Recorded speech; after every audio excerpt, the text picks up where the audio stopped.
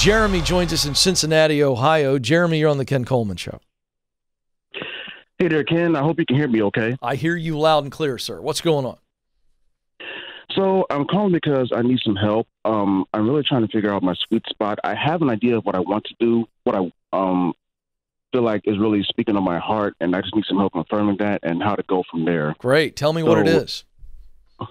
So basically, I've really been feeling on my heart that I want to find a way to help people improve their overall health, their finances, and their well-being. Maybe somewhere along the lines of like a life coach. I just really want to make sure this is really what I want to do, that I'm not really, really acting kind of crazy or whatnot. This is really what my heart is telling me to do. Well, what makes you doubt that? What makes you doubt? What makes you think that maybe this is some fantastical idea that has no foundation behind it? Basically, for the past 8 years, I've been working in the same industry, which has been warehousing, so I really don't have any skills to really accommodate what I want to do.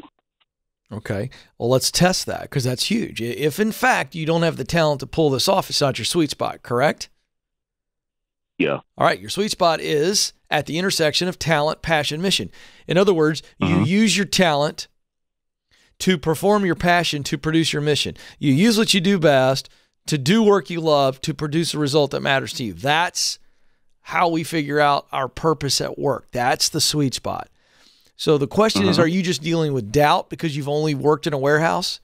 Or do you actually have the talent to be a life coach or a health coach or a financial coach? Because you kind of lumped in health and finances into all of that, okay?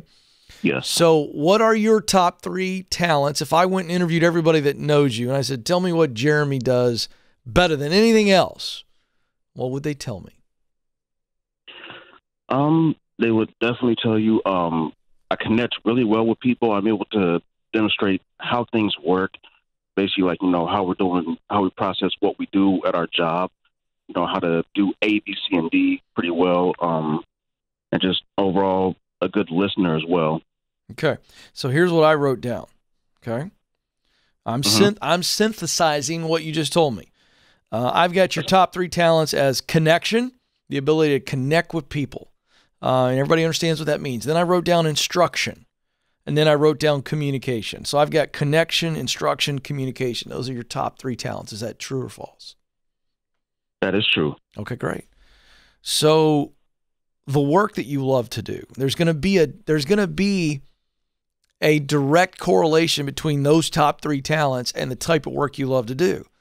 So what's the work that you really love to do? If you're just doing this all day, every day, you're feeling the juice, man. You're feeling gratitude when you drive home. What's the work itself? Think of the task or the function or the role you play. What is it? Give me top 3. Really just overall, just one is definitely helping people. I just really enjoy just helping people, making sure they're satisfied in doing their task, what we have to do during the day. Also, you're good. Keep going. Go back to your answers. If a guy who's really good at connection and instruction and communication, what kind of work is that guy going to want to do all day long? I wrote down serving people. You love serving others. Yes. All right. But you love what? If you've got the talent of instruction, what would you love to do with that all day? I would want to train people. There we go. Hey, now we're rolling, Jeremy. Come on, man. Let's go. Be confident because you're giving me the truth. So trust the truth about yourself. So a guy who's good at instruction wants to do the work of training. A guy who's gifted at communication is going to want to do the work of teaching. There we go. Teaching, training, instructing, lifting, encouraging, guiding. Come on, man. I can go all day long. Am I right? Yes, sir. Okay. So what's the result? Now let's go over to mission. The result of that work of serving, training, lifting, encouraging, guiding. You want to see what result? What are the results that you want to use that work to create? What are the results that matter most to you? Say it. You've already said it earlier, so don't stumble on this. Just blurt it out. Go. I want people to be in a better position in their life of just being more healthy, just being better than what they were. Okay. So is in fact a health coach or life coach or financial coach, because there are multiple ways. That's what I tell people. There's more than one way to really be in the dream job. The actual job title and location is flexible. It's all about, am I using what I do best to do work I love, to produce results that make my heart sing? So I'm hearing health keeps coming up a little bit more. Is it money? Is it health? Is it relationships? Is it, what is it? What if you could only pick one successful coaching business, what would it be? Who would you be helping? Who are the people you most want to help? The problem that they have and the solution you want to provide. That answers mission. Say it. Answer the question. Go. It would definitely be in the health space. Yeah. Tell me the people you most want to help. Say it. Describe them. People like me who have really had issues dealing with their weight and have really done everything that they can do possible to really improve their overall well-being. And just that's something I've really taken myself, really put myself in a position to really do, is really work on my health and be better than what I've been. Bingo! There it is, Jeremy. You want to do for others what you've done for yourself. You want to do for others what others did for you that got you to this place of healthiness. I've said many times on this program, if your why doesn't make you cry, it's not your why. Now, I'm not saying you got to walk around every time you talk about what you want to do and start breaking out into, you know what I mean? I'm not talking about that. But the idea is that the very idea of doing this work and seeing the result of other people's life change because they lose 150 pounds. And as a result, they feel better about themselves and they become better husbands or better brothers or better workers or whatever. They live 20 years longer. That ought to get you a little dusty-eyed. You know what I'm saying?